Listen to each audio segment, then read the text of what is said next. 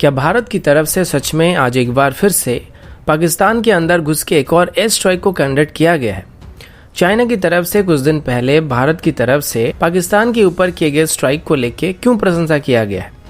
North east में insurgent groups को active करने में चाइना की सीक्रेट सर्विस का सीधा हाथ होने का खबर अभी इंडियन इंटेलिजेंस एजेंसी को मिल चुका है। इंडियन एयरफोर्स की तरफ से अभी किस वजह से ट्रेनर एयरक्राफ्ट और लाइट यूटिलिटी हेलीकॉप्टर को खरीदने के बदले लीज पर लेने का फैसला किया जा रहा है, और अंत में यूनाइटेड नेशन सिक्योरिटी काउंसिल में भारत की परमानेंट मेंबरशिप को लेके पाकिस्तान की तरफ से क्या रिस्पांस दिया गया है। ऐसे ही कुछ और खबरों के बारे में हम आज की वीडियो में बात करने वाले हैं। नमस्कार दोस्तों, मेरा नाम है अंशुमन नायक और आप सभी का बहुत बहुत स्वागत है इंडियन डिफेंस न्यूज के डिफेंस टॉक सीरीज में, जहां पर हम रोज नए नए डिफेंस अपडेट्स के बारे में बात करते हैं। तो चलिए देर न करते हुए आज की वीडियो शुरू करते हैं।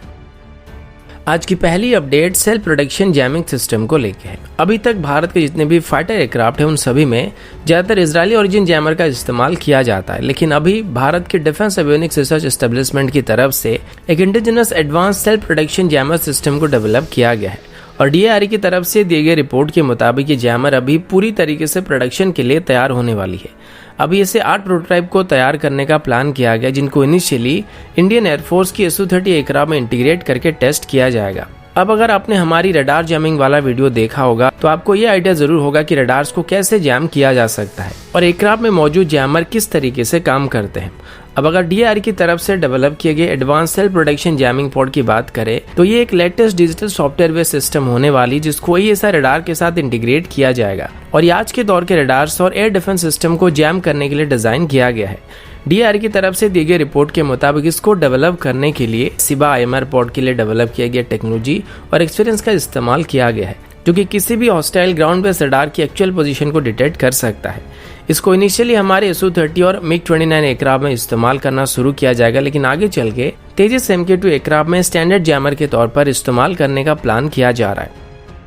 अगला अपडेट पाकिस्तान की तरफ से है। आप सबको पता होगा कुछ दिन पहले भारत की तरफ से LOC में मौजूद पाकिस्तान की पोजीशन और उनके बंकर के ऊपर एंटी टैंक गाइडेड मिसाइल से स्ट्राइक किया गया था, जिसमें एक ही बार में मल्टीपल लोकेशन में भारत की तरफ से जवाबी कार्रवाई की गई थी, और इसमें पाकिस्तान को बहुत भारी नुकसान का सामना करना पड़ा था। अभी चाइना की तरफ से भारत की इस मूव को लेकर प्रशंसा किया जा रहा है, और चाइनीज एक्सपर्ट्स का कहना है कि भारत की तरफ से किए गए इस डेयर डेविल स्ट्राइक के बाद पाकिस्तान के सोल्जर्स जंगलों में छुपने के लिए मजबूर हो गए थे। बीजिंग की वेबसाइट सो में एक रिपोर्ट पब्लिश किया गया था, जिसको चाइनीज डिफेंस एक्सपर्ट्स के द्वारा लिखा गया था। उनका कहना यह था कि भारत की तरफ से ये जो स्ट्राइक किया गया था ये कोई अचानक से की गई स्ट्राइक नहीं थी। इसको करने के लिए पहले से ही प्लानिंग किया गया था, और इसको इंडियन आर्मी की पैरा SF की तरफ से सिंसियरली एग्जीक्यूट किया गया था। सबसे पहले तो भारत की स्पेशल फोर्सेस यूनिट्स अलग अलग ग्रुप में बट गए थे और पाकिस्तानी पोजीशन के करीब चले गए थे,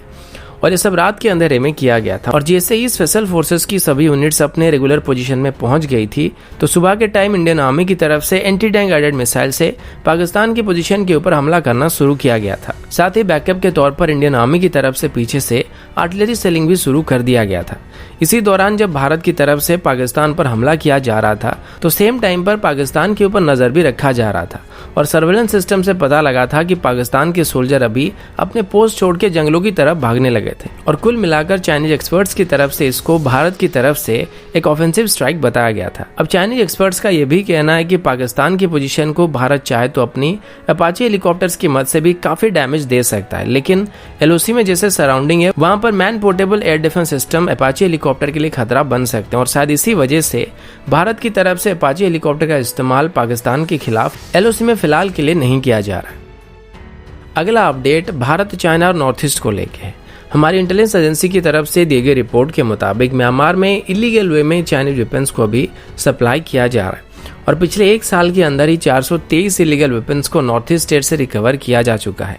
इनमें AK-47, M16 और चाइनीज ऑरिजिन पिस्टल शामिल थे। इन सभी वेपन्स को चाइना की तरफ से जानबूझकर म्यांमार के अंदर पुश करने की कोशिश किया जा रहा है, ताकि म्यांमार के अंदर मौजूद इंसर्जेंट ग्रुप के पास ये सब पहुंच सके और वो भारत के अंदर आके नॉर्थ ईस्ट रीजन में डिस्टर्बेंस को क्रिएट कर सके। रिपोर्ट के मुताबिक नॉर्थ ईस्ट के जितने भी इंसर्जेंट ग्रुप मौजूद हैं, चाहे वो असम के हो, नागालैंड के हो, मणिपुर के हो या फिर मिजोरम के हो, ये सभी लगातार चाइनीज सीक्रेट सर्विस हैंडल के साथ संपर्क में बने रहते हैं और चाइनीज सीक्रेट सर्विस की तरफ से इनको हथियारों को सप्लाई करने के साथ साथ फंडिंग भी किया जाता है और साथ ही इनको ट्रेनिंग भी दिया जाता है। और अभी बांग्लादेश के जरिए भी यहाँ पर चाइना की तरफ से इनको हथियारों को सप्लाई करने की कोशिश की जा रही है। इसे अभी हमारे इंटेलिजेंस डिपार्टमेंट की तरफ से चाइना की डिप्लो टेररिज्म अगेंस्ट इंडिया का नाम दिया गया और खास करके म्यांमार में भारत की तरफ से किए जा रहे कुछ मेजर इकोनॉमिक प्रोजेक्ट के ऊपर अभी ये लोग हमला करने की साजिश कर रहे हैं, क्योंकि चाइना अभी भारत के प्रेजेंस को म्यांमार से खत्म करना चाहता है। और अगर आपको याद होगा तो पिछले महीने ही चाइना की तरफ से एक स्टेटमेंट दिया गया था कि अगर भारत की तरफ से ताइवान कार्ड खेलने की कोशिश की जाती है तो चाइना नॉर्थ ईस्ट कार्ड को खेल सकता है और वो नॉर्थ ईस्ट में मौजूद सभी रेबल ग्रुप्स को सपोर्ट करने के साथ साथ उनको सभी प्रकार के सामान को सप्लाई करना शुरू कर सकते हैं। अगला अपडेट इंडियन एयरफोर्स की तरफ से है। इंडियन एयरफोर्स के deputy chief air marshal Sandeep Singh ने बताया है कि इंडियन एयरफोर्स अभी ट्रेनर एयरक्राफ्ट और लाइट यूटिलिटी हेलीकॉप्टर को लीज पर लेने की कोशिश करने वाली है। अब जैसे कि आप सब जानते हैं कि इंडियन एयरफोर्स के पास अभी बोथ ट्रेनर एयरक्राफ्ट और लाइट यूटिलिटी हेलीकॉप्टर की कमी है और नए ट्रेनर एयरक्राफ्ट और हेलीकॉप्टर्स को खरीदने के लिए जो टेंडर को फ्लोट किया गया था वो अभी तक फाइनल नहीं हुआ है। तो इसी वजह से अभी वर्तमान की रिक्वायरमेंट को पूरा करने के लिए इनको लीज पर लेने की कोशिश की जा रही है और 2020 की नई डिफेंस प्रोक्योरमेंट पॉलिसी में ऐड किए गए नए अमेंडमेंट की मदद से ये सब अभी किया जा सकता है।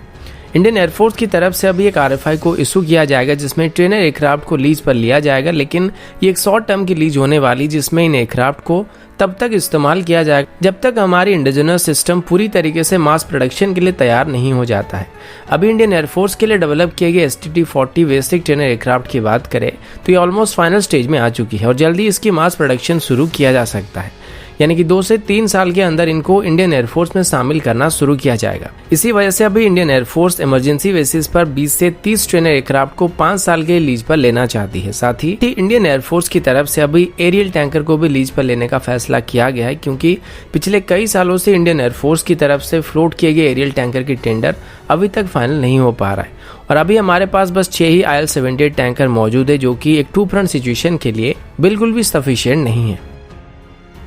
अगला अपडेट भारत और पाकिस्तान को लेके है। एक तरफ से जब भारत की तरफ से यूनाइटेड नेशन सिक्योरिटी काउंसिल में परमानेंट सीट को हासिल करने की पूरी कोशिश किया जा रहा है, वहीं पर दूसरी तरफ पाकिस्तान की तरफ से भारत को यूनाइटेड नेशन सिक्योरिटी काउंसिल में परमानेंट मेंबरशिप हासिल करने से रोकने के लिए हर मुमकिन कोशिश किया जा रहा है, चाहे इसके लिए शर्म और लिहाज को बेचना क्यों ना पड़े और साथ ही बेशर्मी की हर एक हद को पार ना क्यों करना पड़े। रिसेंटली पाकिस्तान की तरफ से यूनाइटेड नेशन की जनरल असेंबली में बताया गया था कि भारत अभी यूनाइटेड नेशन सिक्योरिटी काउंसिल के मेंबरशिप के लिए क्वालिफाई नहीं करता है। यूनाइटेड नेशन के लिए पाकिस्तान के परमानेंट रिप्रेजेंटेटिव मुनीर अकरम ने बताया है कि भारत साउथ एशिया का सबसे वायलेंट कंट्री है जिसने अपने इंडिपेंडेंस से अभी तक 20 जंग को शुरू कर चुका है। अगर आप ये सोच रहे हैं कि ये सब कब हुआ तो जाने दीजिए, इनका मैथ थोड़ा अलग ही लेवल का होता है जो कि हमारे समझ में नहीं आएगी। तो माफ करना, बहुत मैं इधर निकल जाता हूँ। और साथ ही पूरे साउथ एशिया में आतंकवाद को फैलाकर और स्पेशली पाकिस्तान में फैलाकर इसको डिस्टेबलिश करने की भारत कोशिश कर रहा है। ऐसे में कोई ऐसे देश को यूनाइटेड नेशन सिक्योरिटी काउंसिल में परमानेंट सीट कैसे दिला सकता है? वैसे मैं जो सोच रहा हूँ मुझे लगता है कि आप लोग भी वैसा ही सोच रहे होंगे, लेकिन इसको थोड़ा और सुन लेते हैं और उसके बाद बात करेंगे।